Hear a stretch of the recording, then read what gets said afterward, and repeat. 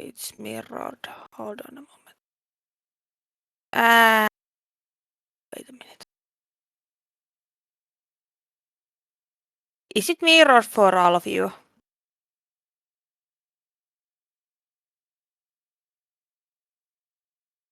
I hope not.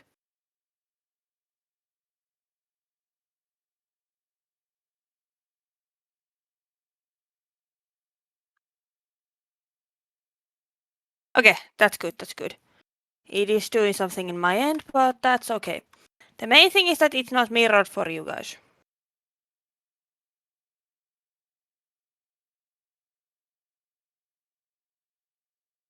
Okay, that's good, that's good. My preview is then doing something.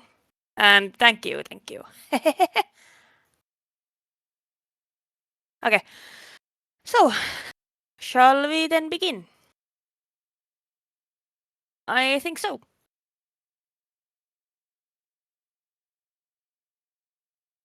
Okay, so hey up everyone, welcome to my panel and I hope you enjoy.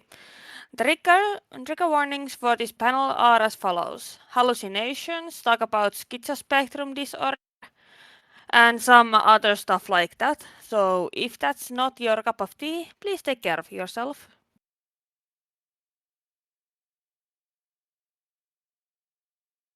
So, who am I? I go by many names, but now I am settling on the name Indra. I have been having hallucinations for 10 years now, and I have also been a Thoughtform crafter for 2 years. Uh, I don't use the term tulpamancer anymore because I don't want to put everyone living within our inner world into boxes.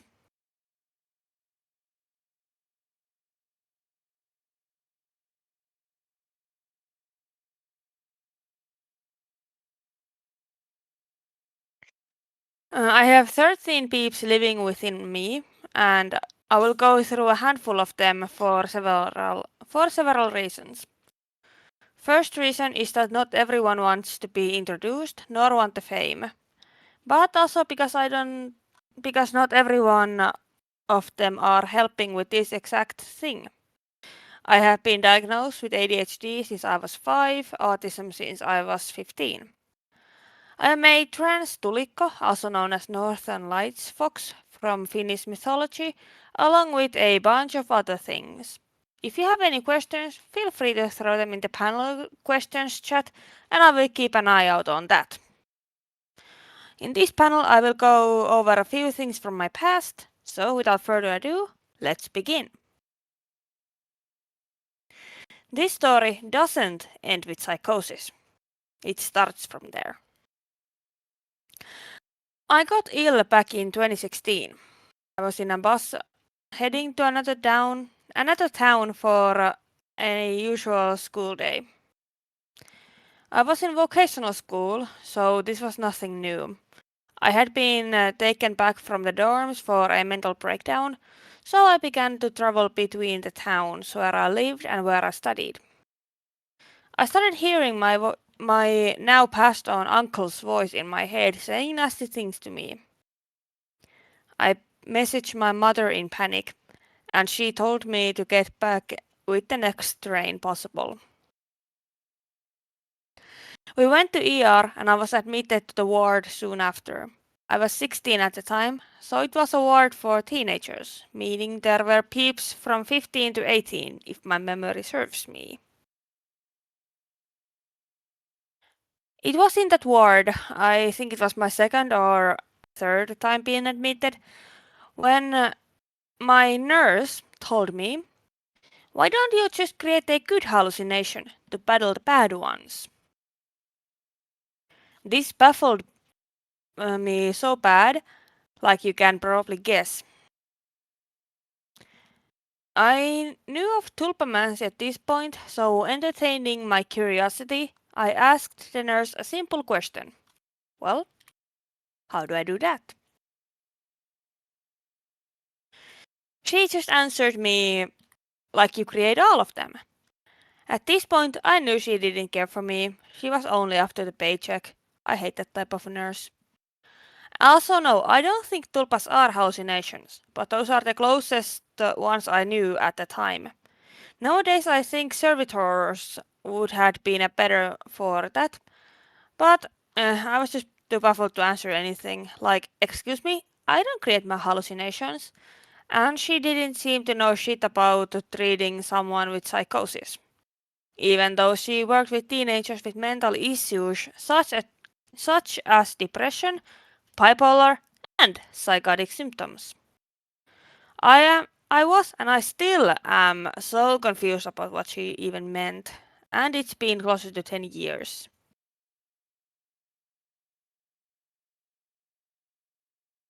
My thought form crafting. Mm, I'm gonna check chat real quick. Uh,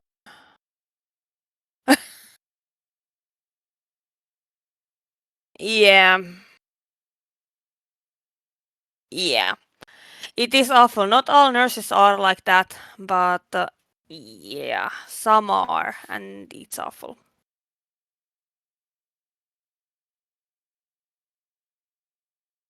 So yeah, I started to craft thought forms back in summer of 2024. That's when I created my darling daughter Nox. After her birth, I started to think, what else can I do with this practice? Well, after creating Nox, I was free from hallucinations for nearly 2 years. I still don't really have a reason as to why it happened, but I'm sure it's all thanks to her. And after her, I kept creating. And now there's 12 others. Like I mentioned before, there's 13 as a whole. But before I get to tell you more, let's talk about bit more heavy again. I cannot control my energy flow or my mood swings. I cannot focus for long periods of time, nor can I go to work. I try to do stuff, but it usually ends in burnout. I tried to make a YouTube channel, as some of you might know, but I crashed and burned due to it. So now I write Substack articles of everything I wanted to make videos of, but even that feels like too much. So yeah, I play life on impossible mode. Hence why I'm afraid of starting anything big. It's all due to my diagnosis. And that's why I was editing this presentation less than 2 hours before I needed to present. So, yeah, it's fine. It's fun. But let me introduce you to the Brass family members. So, as stated before, Nox is my daughter, she, her, and she's a mothling. She was created as a he originally. She edited herself, and with her permission, I will insert a photo of how she started and how she looks now. She is widely to thank for chasing my hallucinations away. She has 4 arms, pastel hair of pinks and violets, and she wears a visor headset. She is very chaotic, creative, and loud. She is very interested in everything astral, be it beliefs, pseudosciences, or sciences. And here's the older version, and the newer version is the digital drawing. So you can probably see the difference, how much she has done with herself.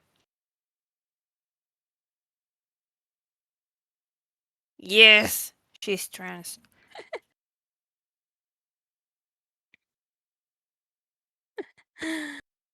Okay, then Sethe.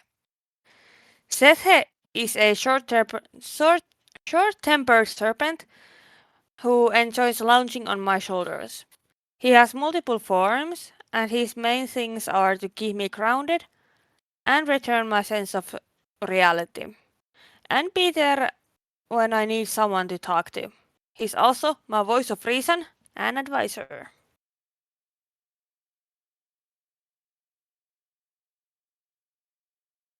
Utatane Uta. Utatane is one of the newest additions to the family.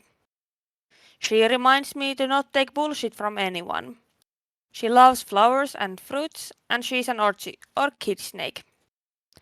She's also sharp with her opinions and don't joke around much other than with my fiance. And yes, she knows she looks cool.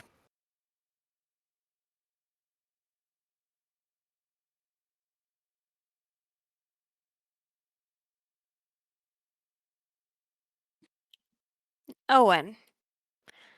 Owen is the youngest of everyone age-wise. He is very shy, but always wants to make new friends, which he does with the help of some choice boxes.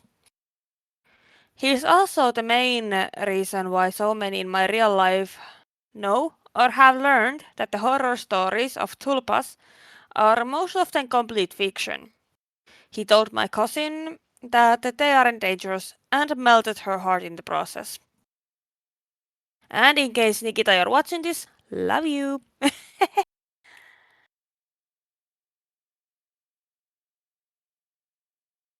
Hmm. And then we have Arahapaki. Arahapaki's symbiote, a fact I share with his permission. He works much the same way as Venom in the Marvel movies. He is there to help me move around, since I have psychosomatic issues that stop me from being able to move without his help. He loves art and wants to learn live model drawing. And I will share one of his artworks here. It's called On the Level of the Garden Weed. And juice boxes sound like a great way to make a friend. It is.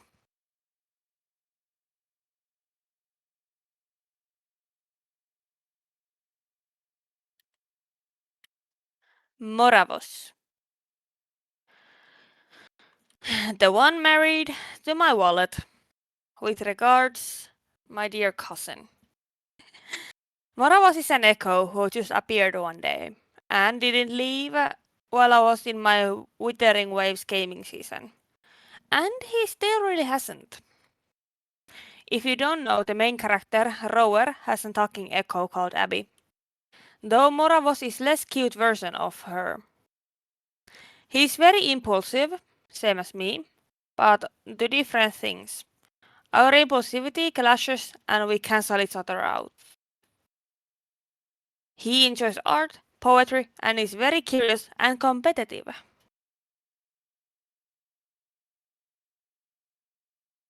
And lastly, but not least, we have David.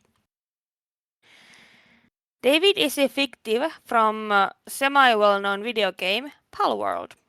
He's a depresso and he is the newest addition to the family. His main job is to help me with depression and balance out mood swings. He is also taking over the job of taking away my hallucinations. He is also our very own trans icon due to a silly story of what happened to me while I was gaming.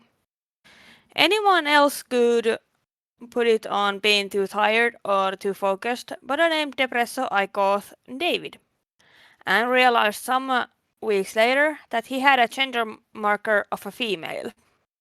This brings me a lot of joy.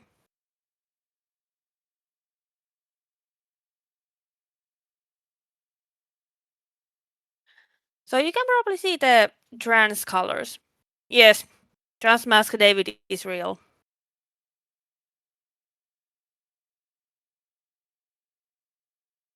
Oh, did audio cut? Okay.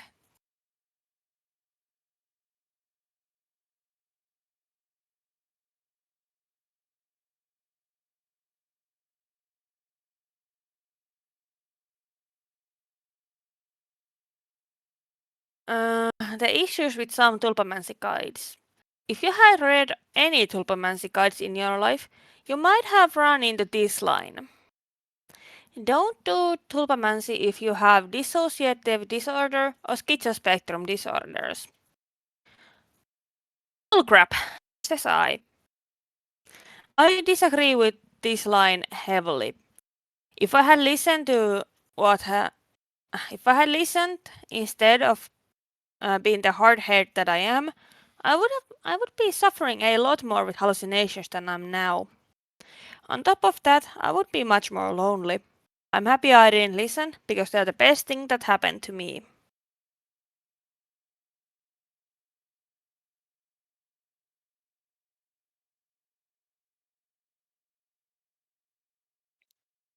Then something that I learned recently that is pretty controversial.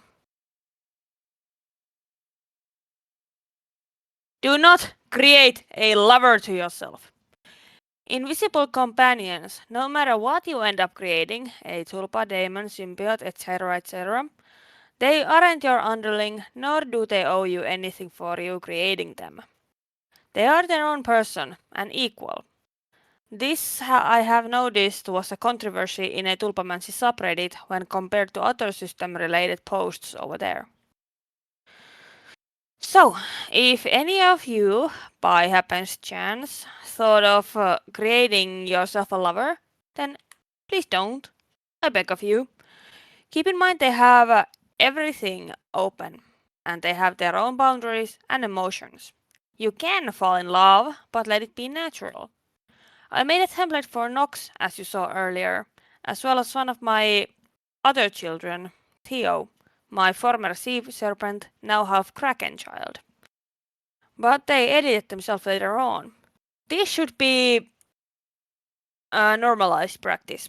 Just creating a template and yeah. Then letting them grow as they do. They should always be able to edit themselves when they want to feel more comfy. They aren't your slave or under your will any less than a child you raise would be.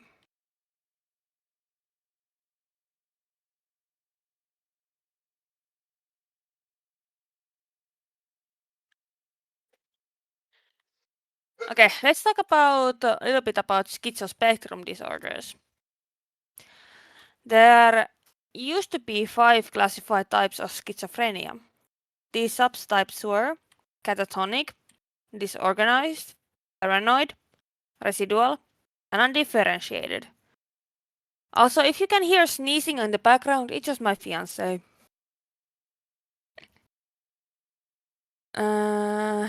This system, however, wasn't the best because someone with schizophrenia could experience different ones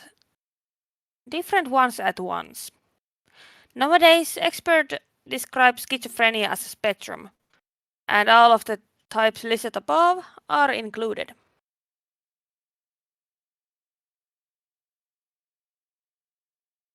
There are more, but these are what I found myself. The chat is saying bless you.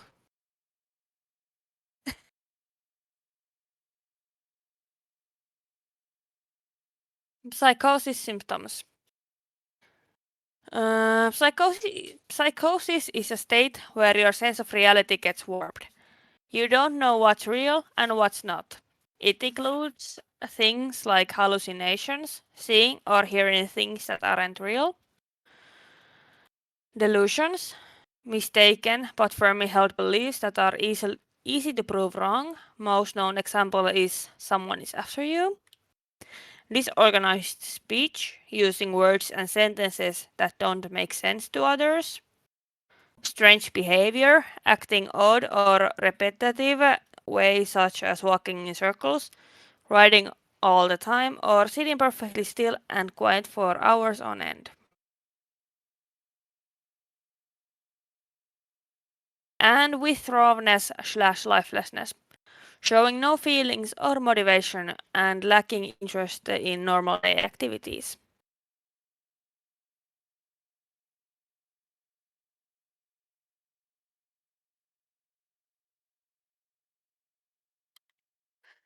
So let's talk a little bit about schizoaffective disorder. This is the one that I have and I've been suffering with for years. It simply means that you have psychotic symptoms along with mood symptoms like major depression, bipolar symptoms. moving. There we go. Meaning high highs and low lows. Diagnosis needs psychotic symptoms to sometimes occur when mood is okay. It's rare, serious, and lifelong illness. Also keep in mind that schizoaffective may affect people differently. So, not two peeps with this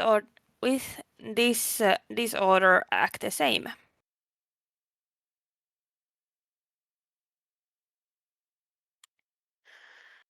So, how does one differentiate thought forms from hallucinations?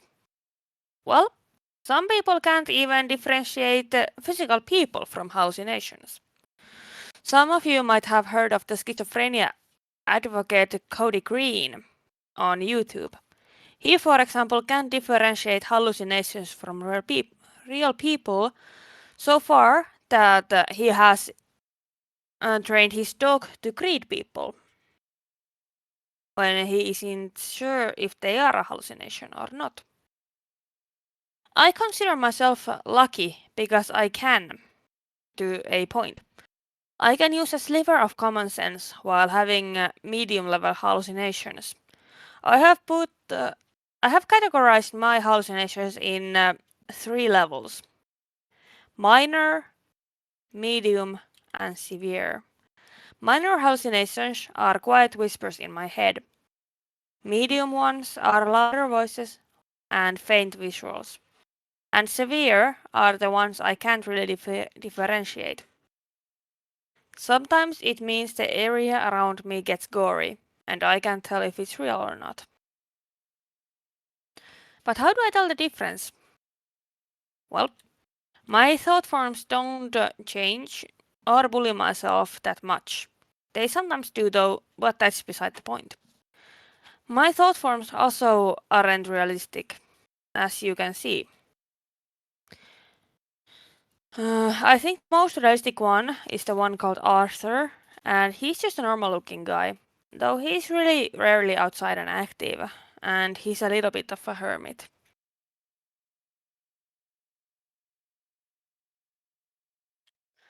Then I talk about spirits and hallucinations.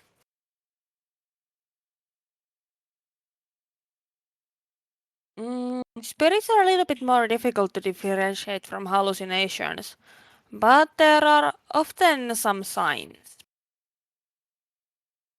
Like my sense of reality being intact or them moving differently. One of the biggest is just the vibe. It's just the vibe. You can feel the vibe of them like hostility or friendliness. Or in some cases, others around you can feel them too, or even see them. Because, at least hopefully, nobody else can see your hallucinations. Though if you aren't used to it, then telling the difference isn't easy. And this isn't a guide, this is experience of a one individual. There is also a funny story that just came to mind that when my dear friend Astra was here, I wasn't sure if I was having hallucinations, but then they saw it too. So that defines a spirit between a hallucination.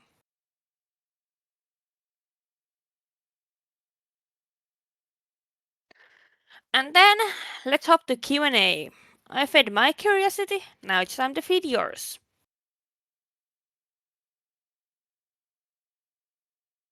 Let's see. Will there be a forum post for the panel after it ends? I don't know. Maybe.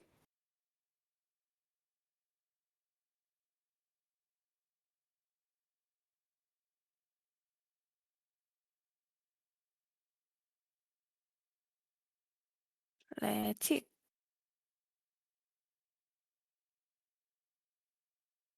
Mm.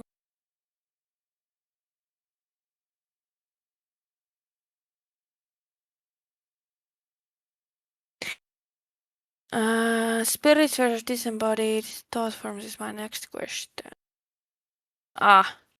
Well, it will be recorded, so.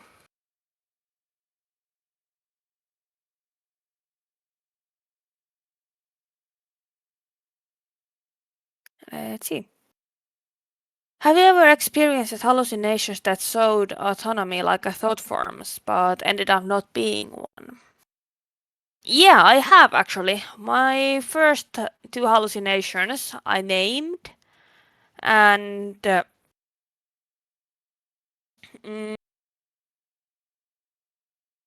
I named them, and they acted sort of like a thought form, but they weren't because I didn't create them. They came into my mind.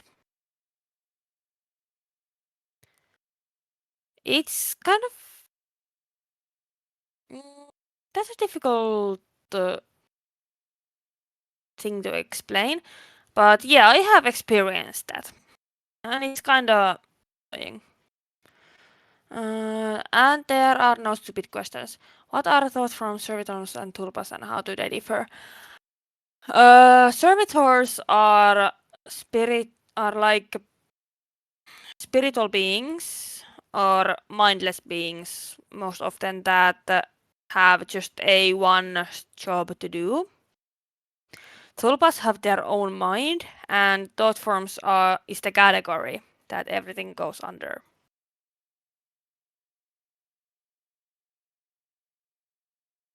Can your thought forms project themselves in the space around you? Yes. Does their ability to fluctuate with your schizoaffective state as well? It actually does not, because, like I said, I do know them and I do know how they behave and how they act. So it really doesn't affect, other than it might give me the sense of calmness.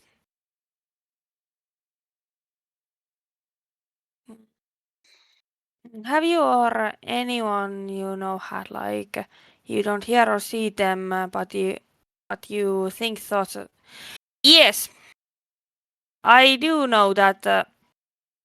Yeah, I have a lot of these moments of you don't hear or see them, but you think thoughts that are not your own. Yeah, that's definitely.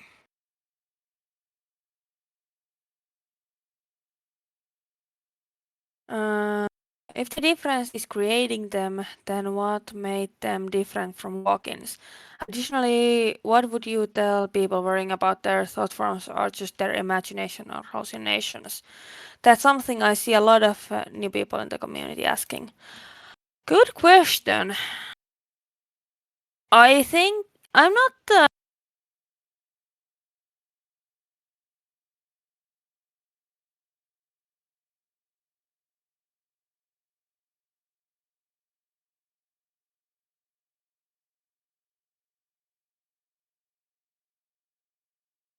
sorry about that, my headset died. But the difference between walk-ins and hallucinations, I don't actually know that much about walk-ins, but I'd say they are a little bit more permanent or something. I don't know, I'm not gonna comment on that anymore. Do you perchance know the difference between spirit guide and a tulpa? Tulpa is something you create, and to my knowledge, spirit guide is something you acquire. Uh, yeah, link the board, Vincent, please.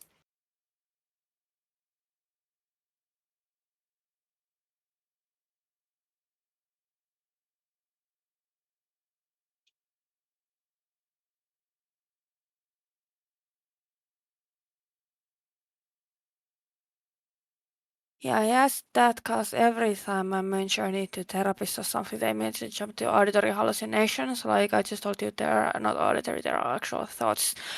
Yeah, I often mix auditory hallucinations and the, let's say, thought hallucinations myself. Hate state of doom and despair, yes.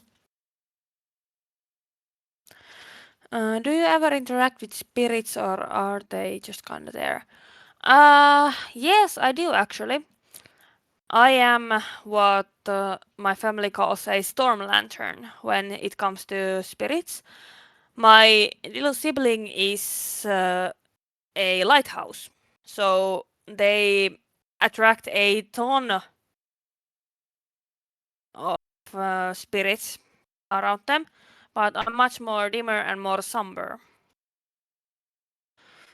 Have you ever lost a thought form, had them go dormant for a while, or otherwise had to bring them back from a fragment? Do you have any advice for doing this or being in this situation? I actually have, because my children, I call them, they went missing for a while. They went dormant, yes, and they just came back one day when my mind was a lot more calm and collected. So if you're having this problem, I think you have something like stress or something. That was a big part of my issues back then, but yeah.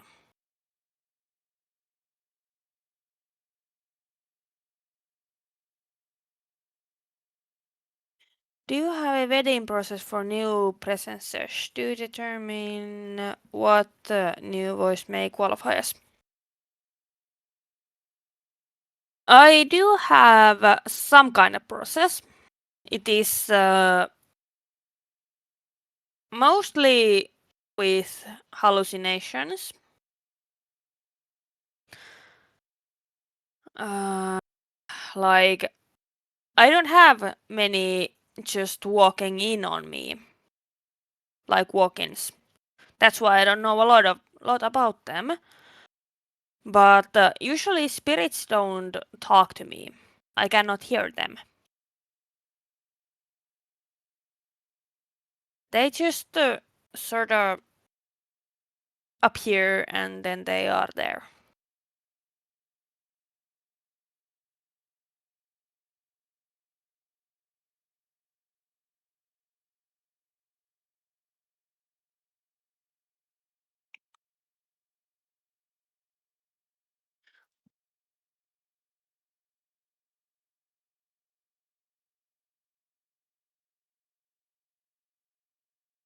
Okay, anyone?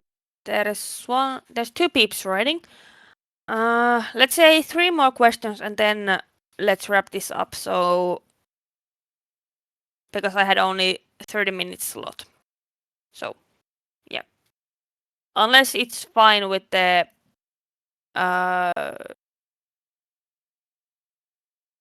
the staff that I can continue a little longer. Do medications, if you have ever tried any, especially psychiatric medication of any kind, antidepressants, antipsychotics, or others, affect thought forms in any way? For example, due to side effects that those type of medications cause. I have been on meds for the whole time, pretty much, that I have been ill. So I haven't really seen them affect thought forms in any way. So the answer is no. I haven't noticed any myself. Though I have heard that some people might have something like that happening.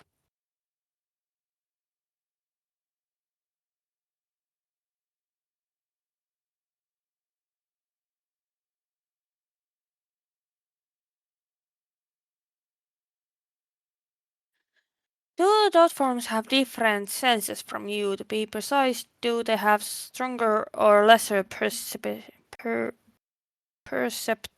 of pain, etc.? Yes, actually, one of my thought forms, he does not want to be named, but he has autism, and if there's like bright lights or loud sounds, he feels them much, much worse than I do. Uh, so yes, they have different senses and they can feel different Oh, well, they can't see like things that I can't see, but they can hear stuff that I can't hear.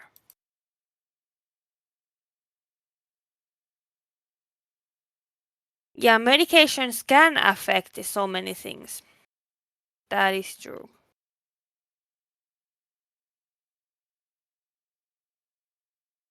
I love this panel so much. Oh, thank you.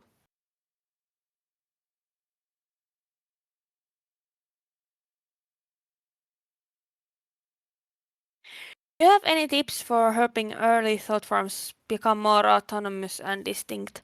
Yes, actually, I do. There is one of my favorite things that is just letting them be who they are. That meaning, for example, with Nox, I wrote a lot of stories with her when she was still little, or well, to be created. I just asked her what she wanted to happen next, and she told me like small things that I want the character to talk to another character, for example. So, doing things together and letting them decide is very important.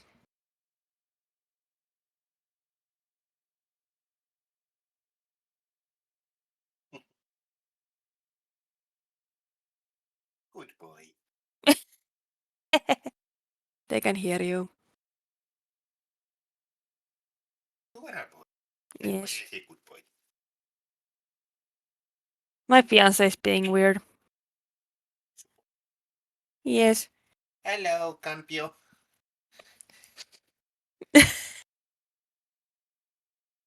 Fiance cameo. Yes. Yes. He's very supportive. For a human.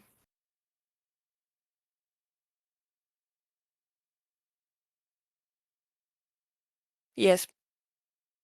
Please, We aren't furries.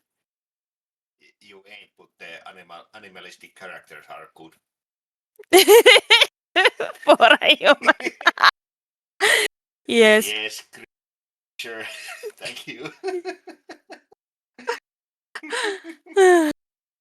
Well, some of us are furries. Yeah, that's true. That's true. It's a good question. Huh? Have you ever had medication affect your ability to communicate with tulpas slash other thought forms? Yes. Yes, actually, I have. I have had medication affect my communication. Once. Uh, I don't remember much from that time, though. Do you have any more questions, or is it time to say goodbye for now? I will be lurking in the forum chat if anyone has any additional questions, though, and this panel will be on YouTube at some point.